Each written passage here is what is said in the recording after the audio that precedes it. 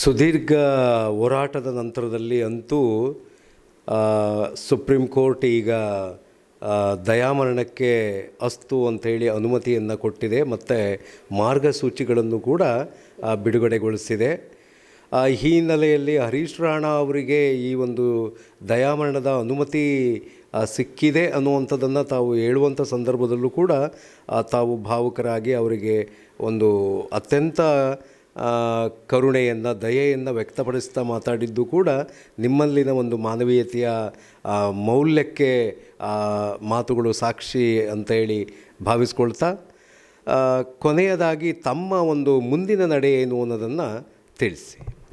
ನಾನು ಪ್ರತಿ ಸಾರಿನೂ ಈ ಸರ್ಕಾರಕ್ಕಾಗಲಿ ಕೋರ್ಟಿಗಾಗಲಿ ಎಲ್ಲ ಬರಿಬೇಕಾದ್ರೆ, ಮನವಿ ಕಳಿಸ್ಬೇಕಾದ್ರೆ ಹೇಳ್ತಿದ್ದೆ, ನಮ್ಮ ದೇಶದಲ್ಲಿ ಹಳ್ಳಿಗಳ ದೇಶ, ಮೂಲಕಟ್ಟು ಊರಿನಲ್ಲಿ ಬೇಕಾದಷ್ಟು ಜನರು ನರಳ್ತಾ ಇದ್ದಾರೆ. ಮನೆಯಲ್ಲಿ ನಾನು ಹೋರಾಟ ಮಾಡ್ತಿದ್ದದ್ದು 65, 70, 80 ವರ್ಷದ ಮೇಲಿನವರಿಗೆ ನನ್ನ ಈ ದಯಾಮರಣದ ಹೋರಾಟ. ಅವ್ರಿಗೆ ಹಣನೂ ಇಲ್ಲ, ಜನನೂ ಇಲ್ಲ ನೋಡೋಕೆ. ಅಂಥವ್ರಿಗೆ ಹಣಬಲ ಜನಬಲ ಇಲ್ಲದೆ ಅನೇಕ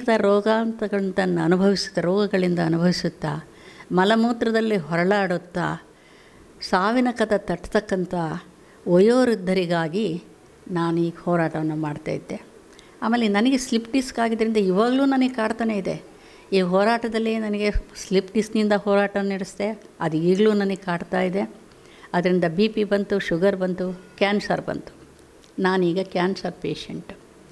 ಇದರಲ್ಲೂ ಕೂಡ ನೋವು ಬಂದಾಗ ನನಗೆ ಯಾಕೆ ಬೇಕಪ್ಪ ಇದು ಅಂತಂದೆ ಬಿಟ್ಟುಬಿಡ್ತಿದ್ದೆ. 4 ದಿವಸ ಆಮೇಲೆ ಹುಷಾರಾದ ತಕ್ಷಣ ಮತ್ತೆ ಶುರು ಮಾಡ್ತಿದ್ದೆ. ಏನಾದರೂ ಆಗಲಿ ಇದು ಕಾನೂನು ನಮ್ಮ ದೇಶಕ್ಕೆ ಬರಬೇಕು ಅನ್ನೋ ಒಂದು ಹಠದಿಂದ ಮತ್ತೆ ಹೋರಾಟ ಮಾಡ್ತಿದ್ದೆ. ಈ ರೀತಿಯಾಗಿ ನನ್ನ ಜೀವನ ಕಳೀತಾ ಇದ್ದೆ. ನನಗೆ ಯಾತಕ್ಕೋಸ್ಕರ ಇದು ಕಾನೂನು ಬರಿತಾ ಇದ್ದೆ, ನನಗೆ ನೋವು ತಡ್ಕೊಳ್ಳೋಕ್ಕಾಗಲ್ಲ, ನನಗೆ ಬೇಕು ಅಂತಂದು ಹೇಳಿ. ಈಗ ಕೊನೆಯದಾಗಿ ನನಗೆ ಕ್ಯಾನ್ಸರು, ಕರಳು ಆಸ್ಪತ್ರೆಯಲ್ಲಿ ಆಪ್ರೇಷನ್ ಏನೋ ಆಯಿತು. ಆಪ್ರೇಷನ್ ಆದ್ರೂ ನಾಳೆ ಬೆಳಕರಿದ್ರೆ ಇಲ್ಲಿ ದಾವಣಗೆರೆಯಲ್ಲಿ ಆಪ್ರೇಷನ್ಗೆಲ್ಲ ರೆಡಿಯಾಗಿತ್ತು. ನಮ್ಮ ಹುಡುಗಿ ಬಂದು ಎನ್ನಪ್ಪೈನಲ್ಲಿ, ಮಂಗಳೂರು ಎನ್ನಪ್ಪೈನಲ್ಲಿ ನಮ್ಮ ಸಂಬಂಧಿಕರಿದ್ದಾರೆ, ಅಲ್ಲಿಗೆ ಹೋಗೋಣ ಅಂದ್ಬಿಟ್ಟು ಎಲ್ಲ ರೆಡಿಯಾಗಿದ್ದನ್ನು ಅಲ್ಲಿಗೆ ಕರ್ಕೊಂಡು ಹೋದ್ಲು. ಅಲ್ಲೇ ಆಪ್ರೇಷನ್ ಆಯಿತು. ಬೆಳಕರಿದ್ರೆ ಆಪ್ರೇಷನ್ ಆಗಬೇಕು.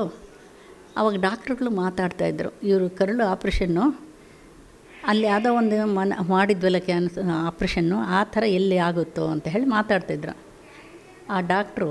ಆಮೇಲೆ ನನಗೆ ಕಿವಿ ಕರೆದೆ, ಡಾಕ್ಟ್ರ್ ಏನು ಆಪ್ರೇಷನ್ ಬಗ್ಗೆ ಮಾತಾಡ್ತಿದ್ರಲ್ಲ, ಕರಳು ಕ್ಯಾನ್ಸರಮ್ಮ, ಇದು ಕೊನೆಗೆ ನಿಮಗೆ ಯಾವ ರೀತಿ ಆಗಿದೆಯೋ ಒಳಗೆ ಗೊತ್ತಿಲ್ಲ, ಆಪ್ರೇಷನ್ ಮಾಡಿದ್ಮೇಲೆ ಗೊತ್ತು. ನಿಮಗೆ ಪಕ್ಕದಲ್ಲಿ ಏನಾದರೂ ಮೂತ್ರದ ಚೀಲ ಹಾಕ್ದಂಗೆ ಮಲದ ಚೀಲ ಹಾಕಬೇಕಾಗುತ್ತೆ ಅಂತ ಹೇಳಿದಾಗ ನನಗೆ ತುಂಬ ನೋವಾತು. ಆವಾಗ ಕಮ್ಯುನಿಸ್ಟ್ ಪಾರ್ಟಿ ಲೀಡರ್ದು ನೆನಪು ಚೆನ್ನಾಗಿ ಬಂತು. ಇದರಿಂದ ತುಂಬ ಬೇಜಾರು. ಇಲ್ಲ ಡಾಕ್ಟ್ರೆ, ನಾನು ಆ ಥರ ಆದರೆ ನಾನು ಆಪ್ರೇಷನ್ ಮಾಡಿಸ್ಕೊಳ್ಳೋದೇ ಇಲ್ಲ ಅಂದೆ. ಹಾಗಲ್ಲಮ್ಮ, ಒಳಗೆ ಏನಾಗಿದೆ ಅಂತ ಹೆಂಗೆ ಗೊತ್ತು? ಅದರಿಂದ ನೀವು ಇದು ಮಾಡಿ, ಆಗಲಿ ನಿಮ್ಮ ಕೈ ಸಿಕ್ಕಿದ್ದೀವಿ, ಆಪ್ರೇಷನ್ ಮಾಡಿ. ಹಾಗೇನಾರು ಆಯಿತು ಅಂತಂದರೆ ಮಾತ್ರ ನಾನು ಜೀವಂತ ಇರಲ್ಲ ಅಂದ್ಬಿಟ್ಟು ಆವತ್ತೇ ನಾನು ಹೇಳಿದ್ದೆ. ಏನೋ ಪುಣ್ಯವಶತ್ತು ಹಾಗಾಗಲಿಲ್ಲ. ಆಪ್ರೇಷನ್ ಆಯಿತು. ಈಗ 7-8 ವರ್ಷ ಆಯಿತು. ಈಗ ಅದ್ರ ಸಿಮ್ಟಮ್ಸ್ ಕಾಡ್ತಾ ಇದೆ ನನಗೆ. ಅದನ್ನು ಮತ್ತೆ ಡಾಕ್ಟ್ರ್ ಹತ್ರ ಹೋದೆ. ಇಲ್ಲೆಲ್ಲ ಆಪ್ರೇಷನ್ ರೆಡಿ ಮಾಡಿದ್ರೆ ಡಾಕ್ಟ್ರುಗಳು ಅವ್ರ ಹತ್ರ ಹೋಗಿ ಅಲ್ಲಿ ಆಪ್ರೇಷನ್ ಮಾಡಿ ರೆಕಾರ್ಡೆಲ್ಲ ತೊಗೊಂಡು ಹೋಗಿ ತೋರಿಸಿದೆ. ಡಾಕ್ಟ್ರುಗಳು ಮತ್ತೆ ಆ ಸ್ಕ್ಯಾನು ಈ ಸ್ಕ್ಯಾನ್ ಎಲ್ಲ ಮಾಡಬೇಕಾಗುತ್ತಮ್ಮ, ಆಗ ಗೊತ್ತಾಗುತ್ತೆ ಅಂತ ಹೇಳಿದರು. ಆದರೆ ನಾನು ಪುನಃ ಇದು ಮತ್ತೆ ನನಗೆ ಗೊತ್ತದು ಏನಾಗಿದೆ ಅಂತಂದಾಗ ಮುಂದಿದ್ದು ಅದೇ ಕಮ್ಯುನಿಸ್ಟ್ ಪಾರ್ಟಿ ಲೀಡರ್ಗಾದ ಸ್ಥಿತಿನಿ ನನಗೂ ಬರುತ್ತೆ ಅಂತಾಗಿ ಡಾಕ್ಟ್ರುಗಳ ಹತ್ರ ಹೋಗೋದು ಬಿಟ್ಟೆ. ನಾನು ನೋವು ಬಂದಾಗ ಮಾತ್ರೆಗಳು ಅದು ಇದು ತೊಗೊಳ್ತಾ ಇದ್ದೀನಿ. ಈಗ ಹಾಗೆ ಬದುಕ್ತಾ ಇದ್ದೀನಿ. ಈಗ ನನ್ನ ಕೈಲಿ ಆಗ್ತಾಯಿಲ್ಲ. ನಾನು ಇದಕ್ಕೋಸ್ಕರನೇ ಕಾಯ್ತಿದ್ದೆ. ನಾನು ಕಾನೂನಾತ್ಮಕವಾಗಿ ಸಾವನ್ನು ಭಾವಿಸ್ತಿದ್ದೆ, ಕಾನೂನಾತ್ಮಕ ಸಾವು ಬೇಕು ಅಂದ್ಬಿಟ್ಟು. ಅದಕ್ಕೋಸ್ಕರನೇ ಇವತ್ತು ಕಾನೂನು ಬಂದಿದೆ. ನನಗೆ ಕಾನೂನಾತ್ಮಕ ಸಾವು ಬೇಕಾಗಿದೆ. ನಮ್ಮ ಸಂವಿಧಾನದಲ್ಲಿ ಬದುಕುವ ಹಕ್ಕಿದೆ ಹೊರತು ಸಾಯೋಕ್ಕೆ ಇದಿಲ್ಲ ಅಂತ ಹೇಳ್ಬೋದು. ಬದುಕುವ ಹಕ್ಕಿನ ಕೊಟ್ಟಿದ್ದೀರ. ಯಾವ ರೀತಿ ಬದುಕಬೇಕು? ಅವನು ಸಮಾಜದಲ್ಲಿ ಒಬ್ಬ ಚೆನ್ನಾಗಿರಬೇಕು, ಉಣ್ಕೊಂಡು ತಿನ್ಕೊಂಡು ಸಮಾಜಮುಖಿಯಾಗಿರಬೇಕು, ಎಲ್ಲ ರೀತಿಯಂತೆಯೇ ಅವನು ಇರಬೇಕು. ಅಂಥದ್ದಿದ್ದರೆ ಅವನಿರ್ಬೋದು. ನಮಗೆ ಇದು ಇಲ್ವಲ್ಲ, ನಮಗೆ ನೋವಿನಿಂದ ನರಳ್ತಾ ಇದ್ದೀವಲ್ಲ, ನಮಗೆ ಯಾಕೆ ನೀವು ಕೊಡಬಾರ್ದು? ಇದು ನಾನು ಕೇಳೋದು. ಕಾನೂನಾತ್ಮಕ ಸಾವು ಬೇಕು. ಯಾವ ರೀತಿ ಬದುಕುವ ಹಕ್ಕಿದೆಯೋ ಹಾಗೆ ನಮಗೆ ಸಾಯುವ ಹಕ್ಕು ಕೂಡ ಬೇಕು ಅಂತ ಹೇಳ್ಬಿಟ್ಟು ನಾನು ಕೇಳ್ಕೊಳ್ತಿದ್ದೀನಿ. ನನ್ನ ಹಾಗೆ ಅನೇಕ ಜನರು ಇದನ್ನು ಈಗ ಹಕ್ಕಿಗೋಸ್ಕರ ಹೋರಾಟ ಮಾಡಬೇಕು ಅಂತ ಇದ್ದಾರೆ. ಸಾಯುವ ಹಕ್ಕು 80 ವರ್ಷದ ಆದಮೇಲೆ ನಮ್ಮ ಕೆಲಸಗಳೆಲ್ಲ ಮುಗಿದ ಮೇಲೆ ನಾವು ಸಾಯ್ತೀವಿ ಅಂದರೆ ನೀವು ಯಾಕೆ ಕೊಡಬಾರ್ದು? ಏನಿದೆ ಲಾಭ? ಸರ್ಕಾರಕ್ಕೆ ಲಾಭನಾ? ನಮಗೆ ಲಾಭನಾ? ಯಾರಿಗೆ ಲಾಭ ಉಂಟು? ಇದು ದುರುಪಯೋಗ ಆಗುತ್ತೆ ಅಂತಂದು ಹೇಳಿಬಿಟ್ಟು ಒಂದು ವದಂತಿ. ದುರುಪಯೋಗ ಯಾಕಾಗುತ್ತೆ? ಅದಕ್ಕೆ ಬಲವಾದ ಶಿಕ್ಷೆ ಇಲ್ಲದಿದ್ದರಿಂದ ದುರುಪಯೋಗ. ಯಾವ ಕಾನೂನಲ್ಲಿ ದುರುಪಯೋಗ ಇಲ್ಲ, ಅದು ಶಿಕ್ಷೆ ಇಲ್ಲದಿದ್ದರಿಂದ ಆಗುತ್ತೆ. ಇದಕ್ಕೆ ಒಂದು ಬಲವಾದ ಕಾನೂನು ತಂದುಬಿಟ್ಟು ದುರುಪಯೋಗ ಆಗದಂತೆ ನೋಡ್ಕೋಬೇಕು. ಅದು ಸರ್ಕಾರಿ ಆಸ್ಪತ್ರೆಗಳಲ್ಲೇ ಕಾನೂನು ತರಬೇಕು ಅಂದ್ಬಿಟ್ಟು ಹೇಳಿದೆ ನಾನು. ಬಡವರ ದೇಗುಲವಾದ ಸರ್ಕಾರಿ ಆಸ್ಪತ್ರೆ ತರಬೇಕು. ಯಾಕೆಂದರೆ ಬಡವರೆಲ್ಲ ಹೋಗೋದು ಕೂಡ ಸರ್ಕಾರಿ ಆಸ್ಪತ್ರೆಗಳಲ್ಲೇ. ಒಂದು ಹಳ್ಳಿನಲ್ಲಿ ಒಬ್ಬ ಮನುಷ್ಯ ಮನೆಯಲ್ಲಿ 60-70 ವರ್ಷದ ಮುಂದೆ ನರಳುತ್ತಾ ಇದ್ದರೆ ಅವರು ಮನೆ ಜನ ದುಡಿಬೇಕು, ತಿನ್ನಬೇಕು. ಸಾಯಂಕಾಲ ದುಡಿದು ಸಾಕಾಗಿ ಬಂದರೆ ಇವ್ರದ್ದು ಮಲಮೂತ್ರನೆಲ್ಲ ಬಳಿಬೇಕು, ಮತ್ತು ಬೆಳಗ್ಗೆ ದುಡಿದು ಹೋಗಬೇಕು. ಅಂಥ ಕೇಸ್ಗಳು ತುಂಬ ಇದ್ದಾವೆ. ಎಲ್ಲ ನಾವು ಸಿಟಿ ಲೈನು, ಸಿಟಿ ಅಕ್ಕಪಕ್ಕದ ಹಳ್ಳಿಗಳು ಇವನ್ನ ನೋಡ್ಬಿಟ್ಟು ಚೆನ್ನಾಗಿದೆ ಎಲ್ಲೋ ಅಂತಂದ್ಬಿಟ್ಟು ಅಲಕ್ಷ್ಯ ಮಾಡಿಕೊಡೋದು. ಇಲ್ಲಿ PDOಗಳಿದ್ದಾರೆ. ಆಮೇಲೆ ಕೆಲವುಗಳನ್ನು ಆಶಾ ಕಾರ್ಯಕರ್ತೆಯರನ್ನ ಇಟ್ಟಿದ್ದಾರೆ. ಅವ್ರುಗಳು ಇವನ್ನೆಲ್ಲ ಕಂಡು ಹಿಡಿದು ಅವರು ಇಂಥ ಆಸ್ಪತ್ರೆಯಲ್ಲಿ ಹಿಂಗಿದೆ, ನೀವು ಕರ್ಕೊಂಡವ್ರು ಅಂತ ಕೇಸು ಕಂಡಾಗ ಅವ್ರಿಗೆ ಮಾರ್ಗ ತೋರಿಸ್ಬೇಕು ಅಂತಂದ್ಬಿಟ್ಟು ನಾನು ಕೇಳ್ಕೊಳ್ತಾ ಇದ್ದೀನಿ. ನಾನು ಚಿಕ್ಕಂದ ಸೈನಿಕರ ಬಗ್ಗೆ ಹೆಚ್ಚು ವಿಚಾರಗಳನ್ನು ತಿಳ್ಕೊಳ್ತಿದ್ದೆ. ಆ ಕಾಲದಲ್ಲಿ ರೇಡಿಯೋ ಇಂಥವೇ ಇದು ಇರಲಿಲ್ಲ, TV ಇರಲಿಲ್ಲ. ರೇಡಿಯೋದಲ್ಲಿ ಬರ್ತಿತ್ತು ಮಧ್ಯಾಹ್ನ 3 ಗಂಟೆಗೆ. ಆ ದೇಶದ ಕಾಯ್ತಕ್ಕಂಥ ಸೈನಿಕರು ಎಷ್ಟು ಕಷ್ಟಪಡ್ತಾರೆ. ಅವ್ರ ಮನೆಯವ್ರಿಗೆ ಏನಾರು ಆಯಿತು ಅಂದರೆ ವಾಕಿ ಟಾಕಿ ಹಿಡ್ಕೊಂಡು ಲೈನ್ ಸಿಗದೇ ಇದ್ದರೆ 3-4 ಕಿಲೋಮೀಟ್ರ್ ಕೆಳಗೆ ಹೋಗಿಬಿಟ್ಟು ಅವರು ಮಕ್ಕಳು, ಮರಿ, ಗಂಡ ಎಲ್ಲರ ಕೂಟಾಗ ಮಾತಾಡ್ಕೊಂಡು ಬರ್ಬೇಕಾಯ್ತು. ಅಂಥ ಒಂದು ಸ್ಥಿತಿ. ಅವರ ಜೀವನ ಚರಿತ್ರೆಯನ್ನು ಕೇಳಿ ನನಗೆ ತುಂಬ ದುಃಖ ಆಗ್ತಿತ್ತು.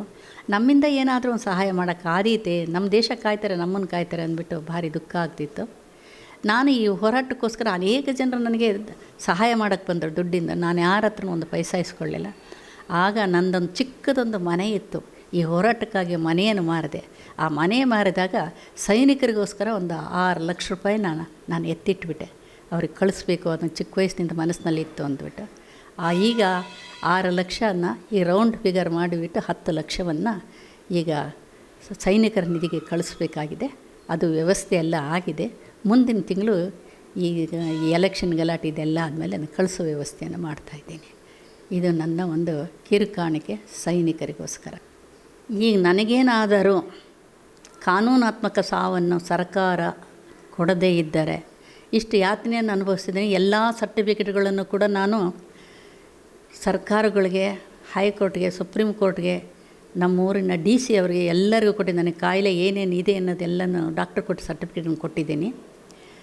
ಎಲ್ಲ ತಲುಪಿಸಿದ್ದೇನೆ. ನನಗೆ ಕಾಯಿಲೆ ಇರೋದನ್ನು ತಲುಪಿಸಿದ್ದೀನಿ. ಈಗ ಸರ್ಕಾರ ಆಗಲಿ ಯಾರಾಗಲಿ ನಾವು ಅದನ್ನು ಗುಣಪಡಿಸ್ತೀವಿ, ನಾವು ಡಾಕ್ಟ್ರ್ ಹತ್ರ ಮತ್ತೆ ತೋರಿಸ್ತೀವಿ, ಮಾಡ್ತೀವಿ ಅಂತಂದರೆ ಅದಕ್ಕೆ ನಾನು ಅವಕಾಶ ಕೊಡಲ್ಲ.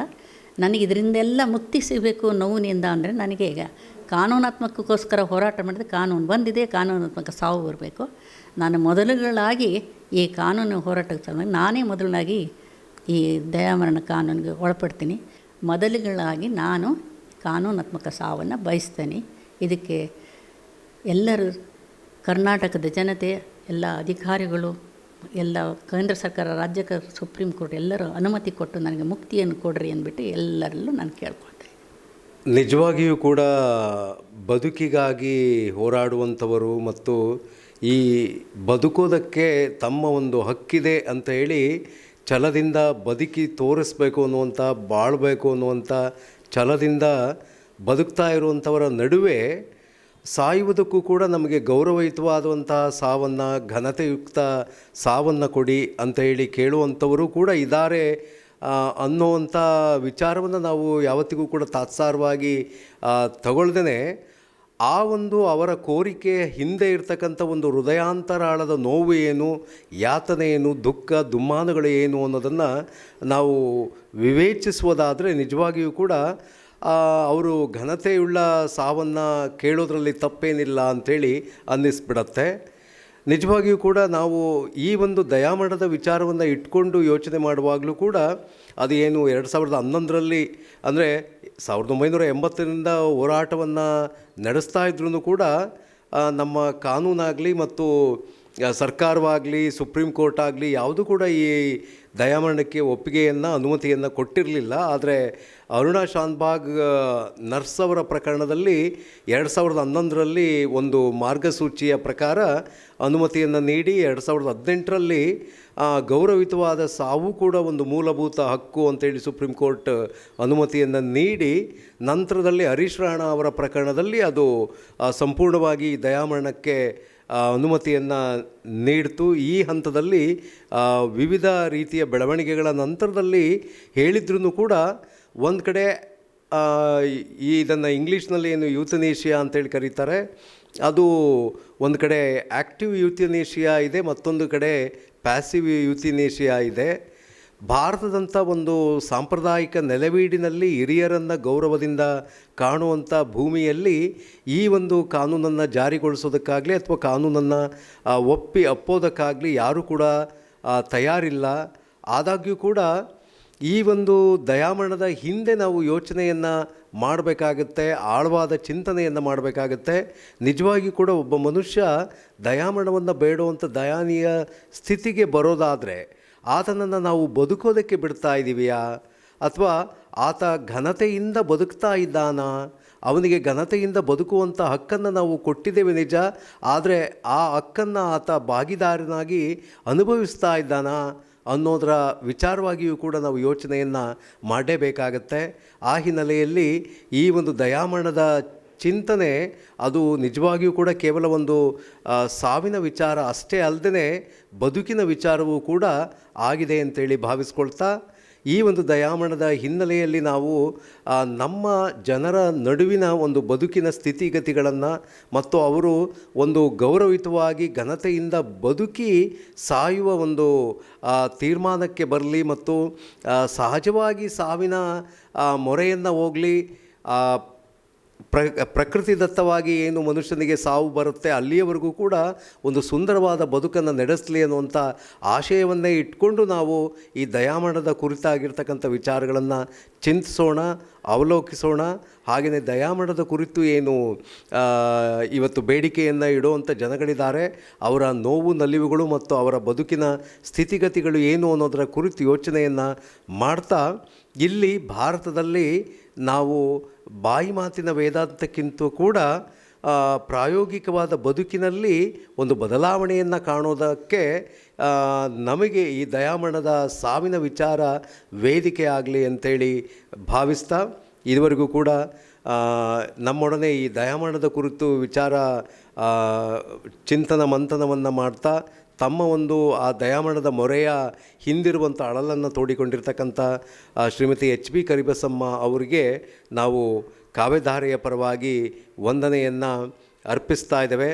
ಅವರಿಗೆ ನಾವು ಈ ದಯಾಮರಣದ ಕಾನೂನಿನ ಒಂದು ಅಡಿಯಲ್ಲಿ ಸಾವಿಲ್ಲದ ನೋವು ಲಭಿಸಲಿ ಅಂಥೇಳಿ ನಾವು ಭಾವಿಸ್ಕೊಂಡ್ರೂ ಕೂಡ ಅವರಿಗೆ ಸಹಜವಾಗಿಯೇ ಭಗವಂತ ಒಂದು ಸಂತೋಷದ ಮರಣವನ್ನು ದಯಪಾಲಿಸಲಿ ಅನ್ನುವಂಥ ಪ್ರಾರ್ಥನೆಯನ್ನು ಕಾವ್ಯಧಾರೆಯ ಮೂಲಕ ಮಾಡ್ತಾ, ಅವರಿಗೆ ಈ ಒಂದು ವಿಚಾರದಲ್ಲಿ ಭಾಗಿಯಾಗಿದ್ದಕ್ಕಾಗಿ ದಯಾಮರಣದ ಕುರಿತು ನಾವು ಚಿಂತನ ಮಂಥನವನ್ನು ನಡೆಸೋದಕ್ಕೆ ಅವರು ಇಲ್ಲಿಯವರೆಗೂ ಕೂಡ ಅತಿಥಿಯಾಗಿ ಉಪಸ್ಥಿತರಿರುವುದಕ್ಕಾಗಿ ಈ ಒಂದು ಪುಸ್ತಕ ಕಾಣಿಕೆಯನ್ನು ನೀಡುವುದರ ಮೂಲಕ ಅವರಿಗೆ ಗೌರವಪೂರ್ಣವಾದ ವಂದನೆಗಳು.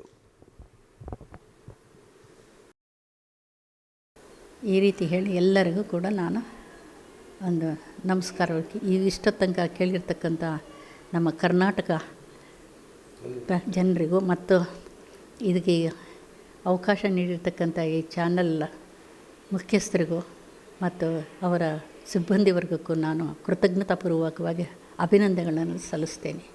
ನಮಸ್ಕಾರ. ಮತ್ತೇನಪ್ಪ ಏನು ಹೇಳಪ್ಪ.